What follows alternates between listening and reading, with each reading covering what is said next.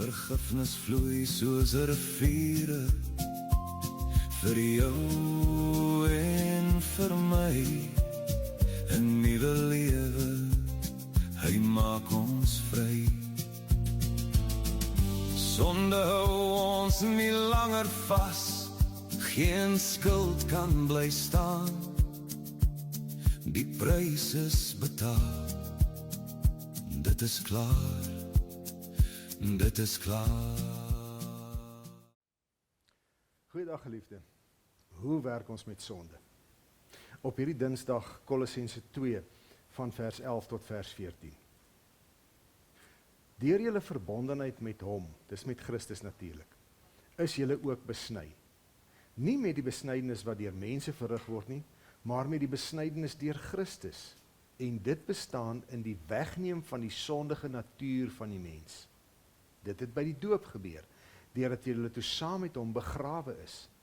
Deur julle verbondenheid met hom, is julle ook saam met hom opgewek, omdat julle geglo het in die krag van God, wat hom uit die dood opgewek het.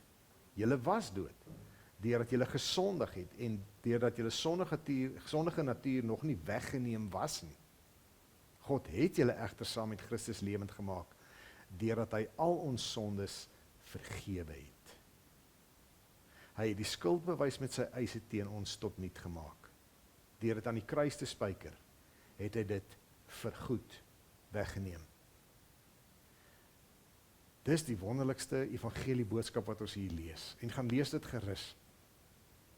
Jy weergebore en gedoopte mens, is een met Christus. Jou verbondenheid met Christus is so, dat wat met Christus gebeur het, het met jou gebeur. Aan die ander woorde, die ou mens wat jy was, en dit is waaroor hy hier praat, daar die ou mens, die sondige mens, die moedswillige mens, die lelike mens, die vuil mens, het gesterf saam met Christus.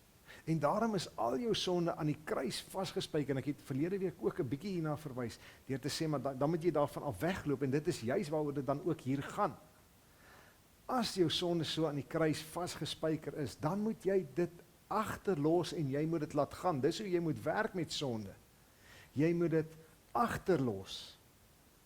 Dis om, soos in die foto, uit 'n storm uit te ry, en al wat jy sien van die storm is wanneer jy dit in jou triespieeltjie sien. Maar hier is ook 'n belangrike ding. Partykeer moet ons dit maar in ons triespieeltjie beskou. Want dit is goed om te herinner word aan wat jy was.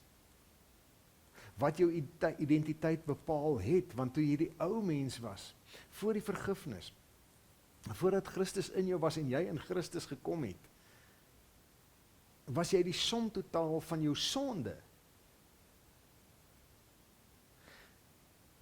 En nou is jy 'n nuwe mens, sê die hele Nuwe Testament, 'n nuwe mens, vry van al daai goed. So dis baie keer goed om te herinner, waar was ek en waar het God my gebring? Waar het God se genade my gebring?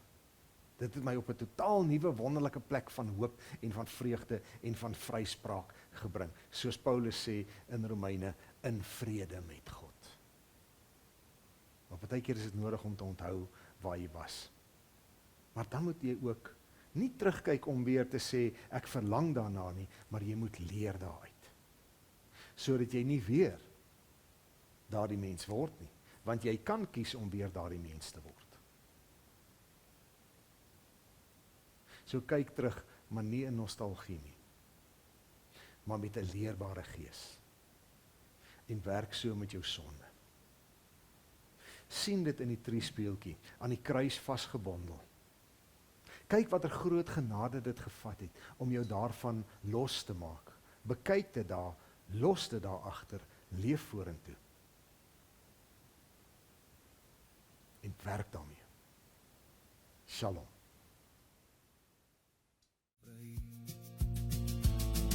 Sonde hou ons nie langer vas, geen skuld kan bly staan, die prys is betaal, dit is klaar, dit is klaar.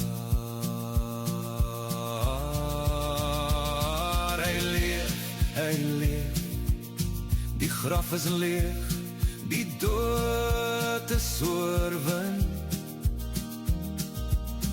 Vergifnis vloei soos riviere vir jou en vir my. 'n nuwe lewe, hy maak ons vry. Mag die Here jou vul met vrede, mag sy liefde jou hart omvou, mag hy hoop in jou lewe bring en nuwe krag vir elke dag. Mag die Here jou lig laat sien, in donker hou hy jou vas.